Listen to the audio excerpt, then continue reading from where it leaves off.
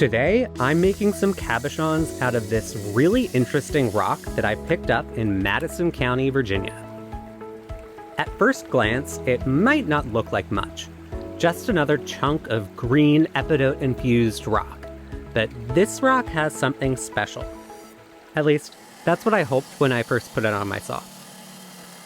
What really made me pick this up were these streaks of blue running through it. They almost look like claw marks, like something scratched across the stone and left a frozen trace behind. That contrast between the green epidote and the blue had me curious what might be hiding inside, so it was time to find out. Finishing that first cut on a rock like this is always one of my favorite moments. You never quite know what's going to be inside until the saw finishes up that first slice. And this one didn't disappoint.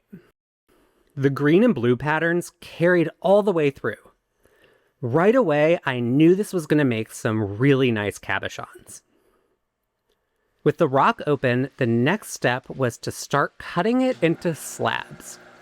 I set up the fence on my saw to keep the slices nice and even, and I slowly worked my way through the rock.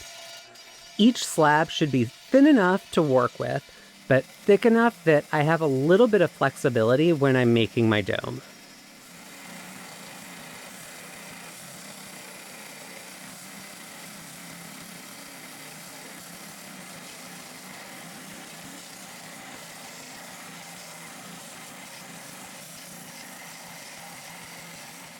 Once I had a couple of slabs, I laid them all out and started marking the shapes I wanted with a Sharpie.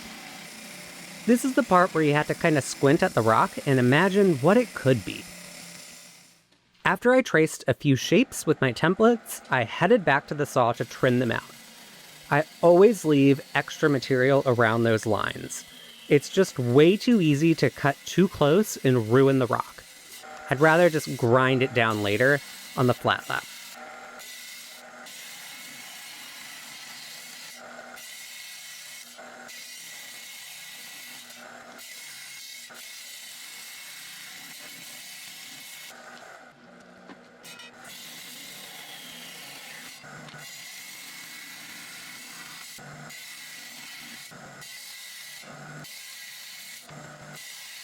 By the time I was done trimming, I had 4 really promising pieces. I'm still not 100% sure what I want to do with this really big one, so I'm leaving it aside for now. But these 3, I'm going to finish up today. So it's time to move to the flat lap. And as always, I'm using my Ameritool 8-inch flat lap. This machine has served me well for years, and I always recommend it if you're looking to get into cabbing. To get started, I usually do the initial shaping by hand, holding the stone right against the disc.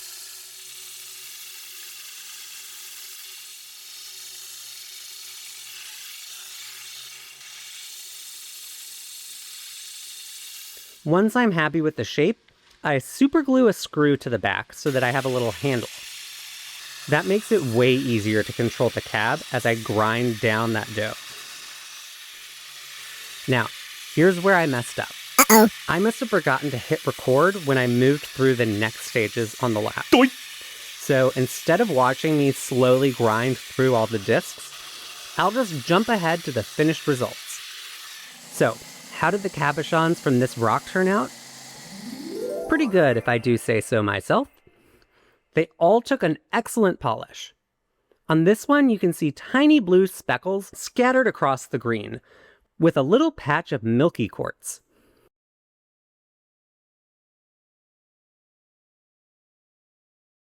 This next one has a swirling pattern with just a hint of red sneaking in, something I didn't even really notice when I was cutting the rock open. Unfortunately, there's also a small fracture line that I missed earlier. It's not a deal breaker, but I'll probably rework it later and try to smooth it out. And this last one is my favorite. It kept the biggest patch of that gorgeous blue color. Against the green epidote, it really pops. Another 3 cabochons in the books. Thanks for joining me today, and stick around by subscribing because I've got plenty more rocks just waiting to be cut open and turned into something shiny.